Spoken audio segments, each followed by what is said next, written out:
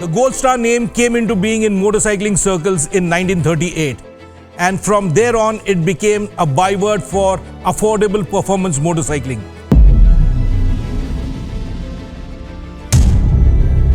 We have assembled 6 of the greatest Gold Stars in our opinion in India, starting from the 1950 ZB. This is the oldest Gold Star in the country which I know about. A 1950 ZB 500cc machine, exactly like the bike which got on from the Empire Star of 1937, won the BMRC gold medal, and Andre Menezes has owned this and has driven the length and breadth of the nation. Pune, Goa, Bangalore, Kodaikanal, you name it, he's done it. In fact, he rode the bike for our shoot as well. Really something else from the pages of motorcycling history, replete with a rigid rear end.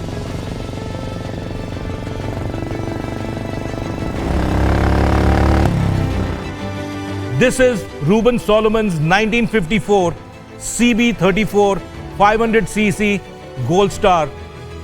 Probably the greatest from an Indian motorcycle racing perspective, because it was the steed with which Jack Wilkes, the great Calcutta rider, won a lot of races all over India and also in Ceylon. Gold Star in Europe, in USA, endeared itself to so many clubmen's racers, and it also went on to win the clubmen's TT in the Isle of Man. It spawned a breed of owner privateer riders who use the Gold Star for road and track. And Ruben's Gold Star has been so faithfully done up in the style of the cafe racers of the 50s. It's got a special Eddie Dow steering head with the steering damper, Magura clip-ons, rear sets to what you call go along with the clip-ons. It's got the air-cooled drum brakes in front, racing drum brakes in the rear. It's got everything and more which a privateer would splurge on in those days.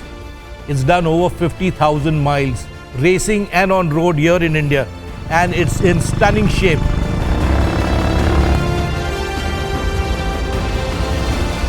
Gold Stars were not just machines which lent themselves magnificently to short circuit racing, but they also did magnificently well as long distance tourers, like this DB34 of Ruben Solomon from 1956 illustrates. It's got a DVD head, a larger carburetor with keeping with the DVD specification, and look at the layout here compared to his previous machine.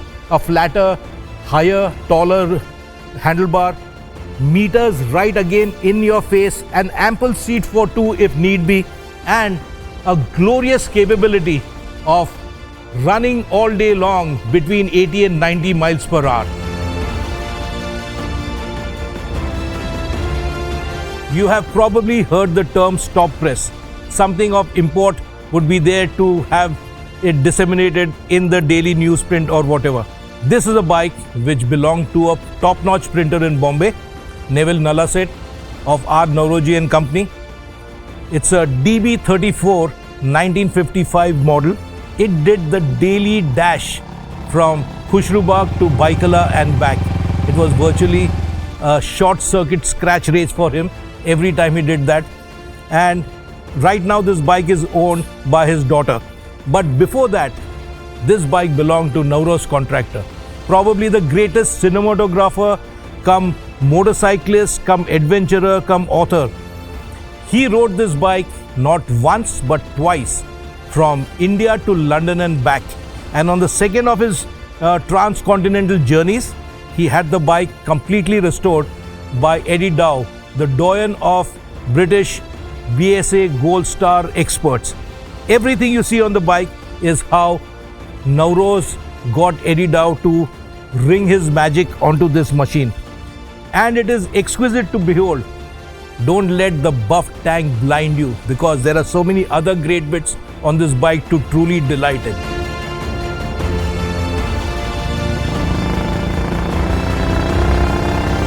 This is the DB34 500cc single, the ultimate expression of the Gold Star from BSA's catalog range in 1959-1960. This is a 59 model owned by Zarius Zen, and it is probably the ultimate expression of a bike which could race, road, travel, you name it, it was in its element. Very authentic, very strong. The tractability of this machine is such that if it was there on a racetrack, it could deliver the goods in nanoseconds.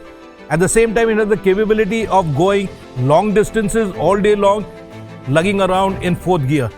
Truly a marvelous machine which made the Gold Star legend what it is today. Earlier we had looked at the Jack Wilkes DB32 of Ruben Solomon, which has got tremendous motorcycle racing provenance. A similar bike with just as much Indian racing provenance is this DB32, the youngest Gold Star amongst all the lot which we have got here. Belongs to Shiraz Jinwala, but its provenance began with its first owner, Chandra Sen, a very well-known racer who used to race it at the Loegaon races at Pune.